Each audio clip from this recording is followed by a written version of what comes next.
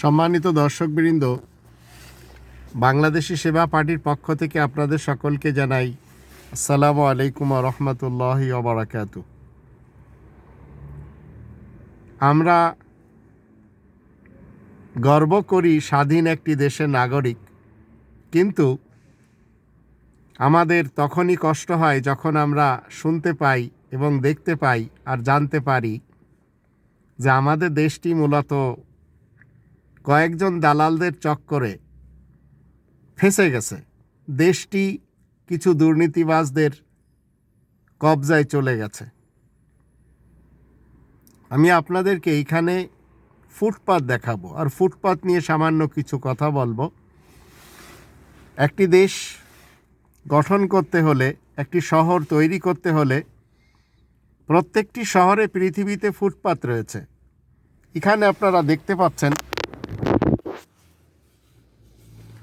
সামনে রয়েছে আসা যাওয়ার রাস্তা, 4টে রাস্তা। আবার দুই পাশে রয়েছে অফিস আদালত, বসতবাড়ি, নিচে রয়েছে ফুটপাত। দূর পর্যন্ত আপনাদেরকে দেখাচ্ছি। এই ফুটপাত আপনারা এখানে দেখছেন কত চওড়া, এবং যারা বড় বড় দোকানদার তারা ফুটপাতের সামনে যখন জায়গা নিতে চান তখন সরকারের কাছ থেকে বাৎসরিক একটি টাকা পে করতে হয়।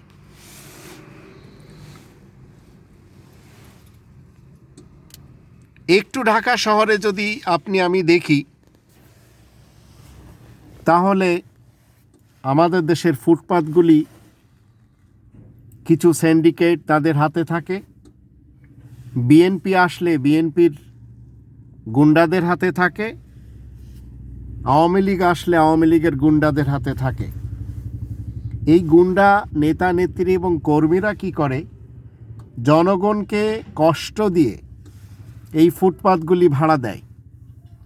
এমনকি কাওরান বাজারের ইতিহাস যদি আমি এখন জানতে চাই, একটু ঘুরে দেখবেন ছোট ছোট জায়গা ভাড়া দেওয়া হয় গুন্ডাদের পক্ষ থেকে। এই গুন্ডাগুলি আজ 2021 সালের ফেব্রুয়ারি মাসেও যদি আপনারা জানতে চান, তাহলে তারা আওয়ামী লীগের গুন্ডা। এই গুন্ডাদের আবার ছোট ছোট শাখা উপশাখা থাকে। সেই উপশাখা এবং শাখাগুলি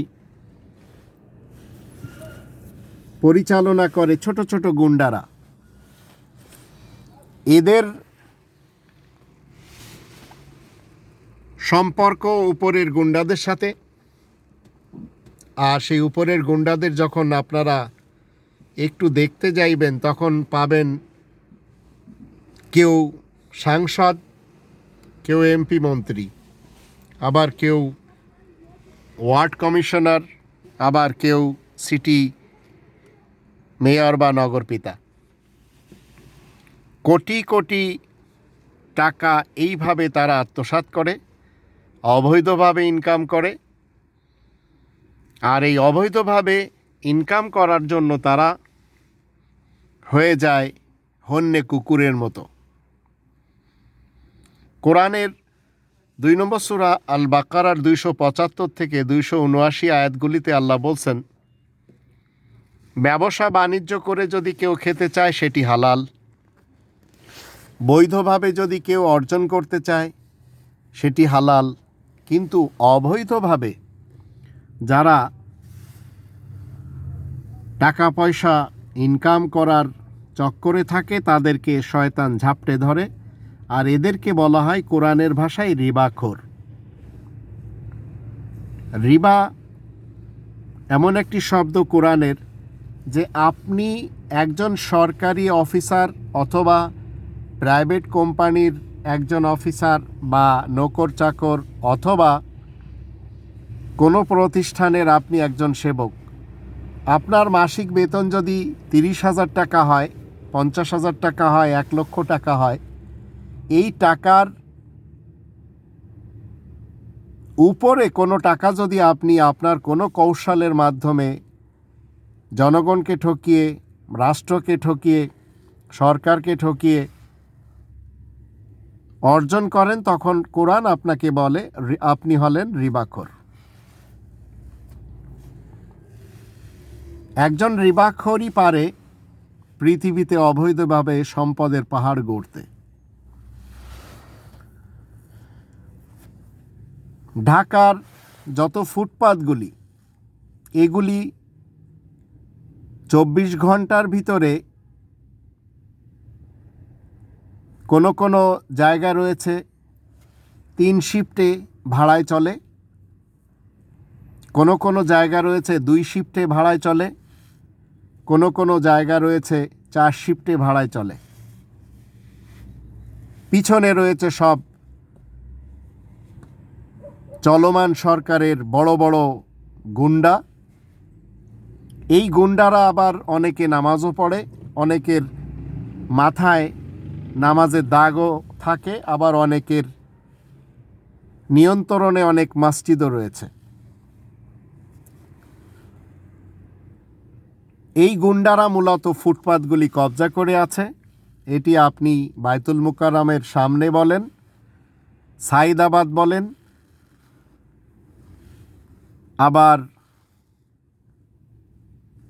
কারওয়ান বাজার বলেন, বা অন্য অন্য কোনো এলাকা বলেন না কেন, শুধু ঢাকা শহর এই গুন্ডাদের কবজায় না, এই মাফিয়াদের কবজায় না, বাংলাদেশের প্রত্যেকটি জেলা শহর, বিভাগ শহরগুলি এই মাফিয়াদের কন্ট্রোলে রয়েছে।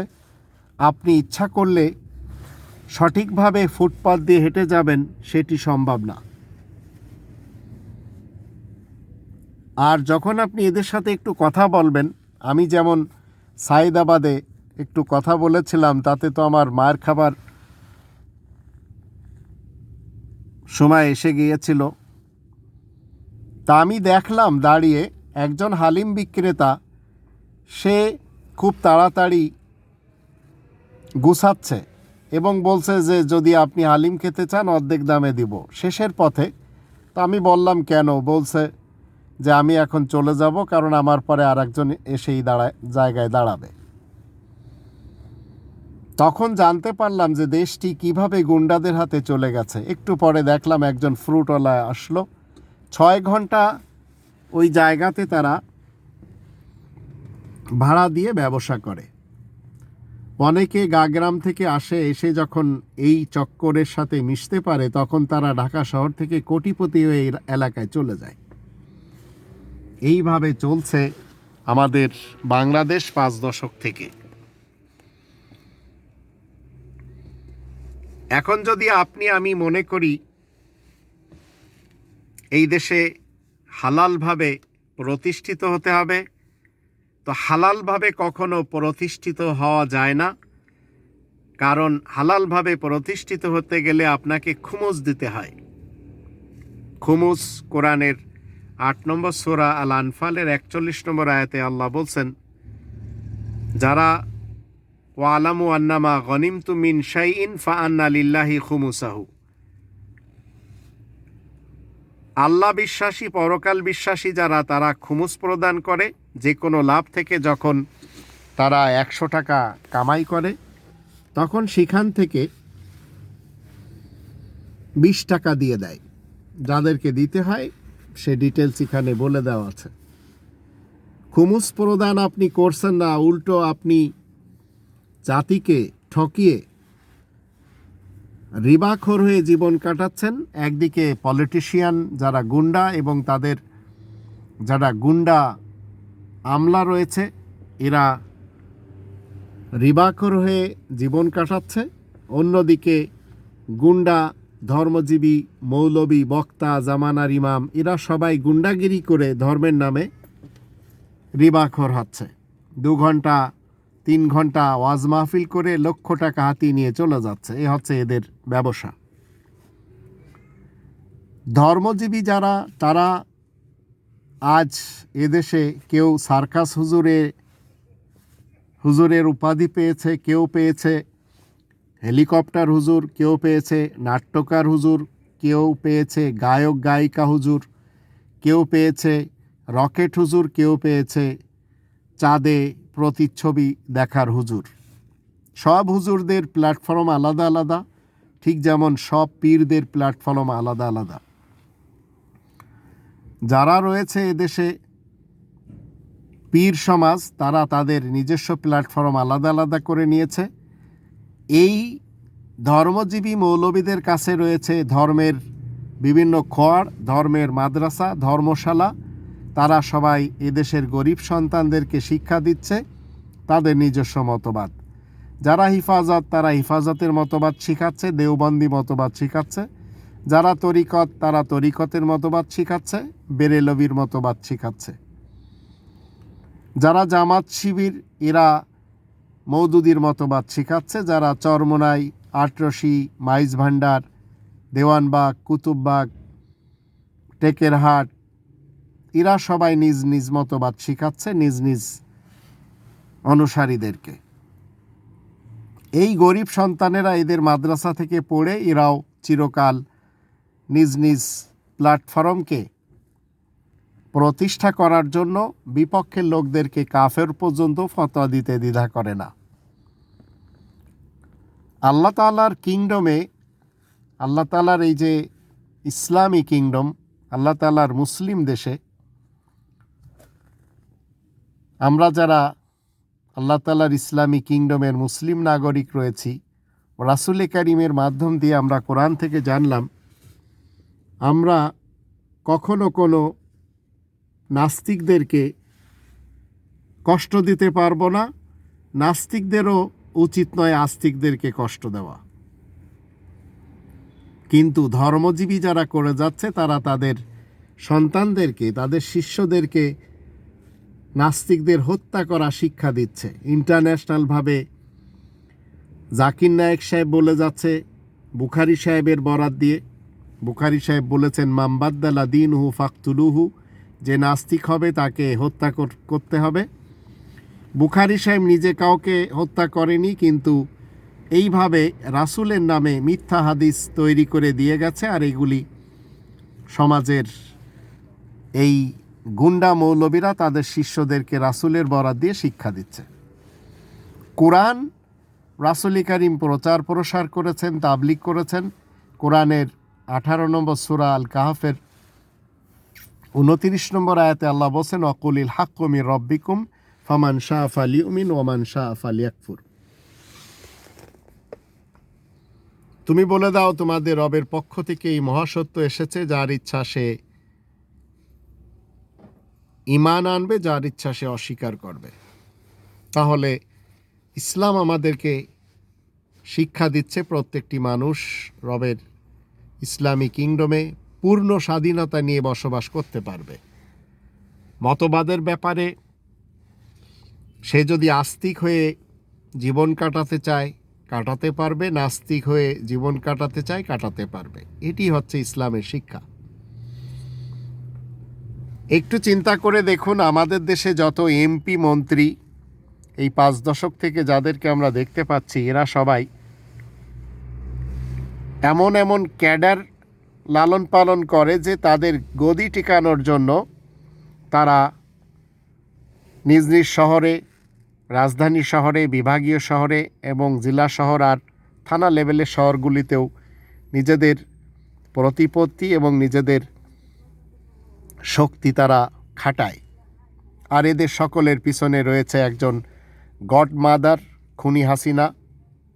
এর পূর্বে ছিল খুনি খালেদা, আবার একসময় ছিল খুনি এরশাদ। এইভাবে দেশটি আজ 5 দশক পার করল। চিন্তা করে দেখুন, আপনি যদি নিজেকে মনে করেন যে আপনি একজন ভালো মানুষ, তো আপনাকে জানতে হবে কোরআন আপনাকে রিবাখোর হতে নিষেধ করে। কারণ যারা অবৈধভাবে মালদৌলত অর্জন করে, আল্লাহ এবং তার রাসূলের পক্ষ হতে তাদের বিরুদ্ধে যুদ্ধের ঘোষণা দেওয়া হয়েছে। ফাআযানু বিহারবিম মিনাল্লাহি ওয়া রাসূলি।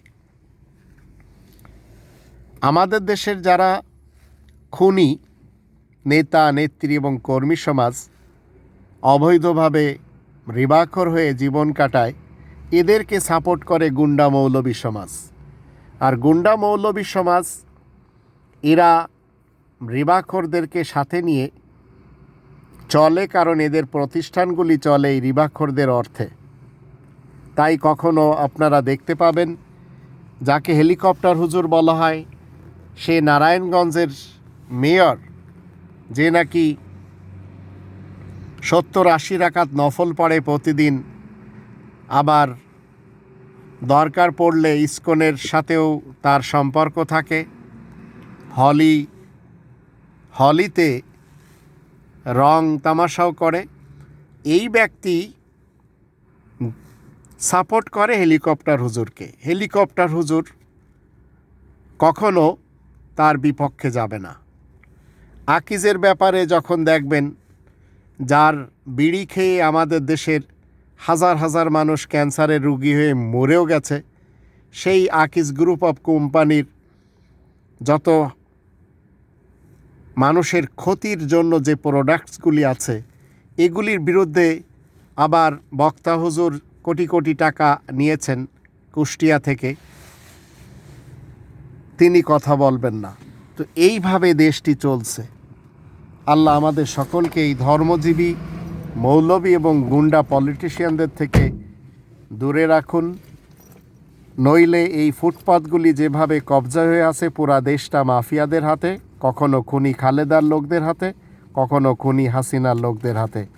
আর এই মাফিয়াদের কেউ গডমাদার থাকে, কেউ গডফাদার থাকে। এটি 5 দশকের বাংলাদেশের দৃশ্য।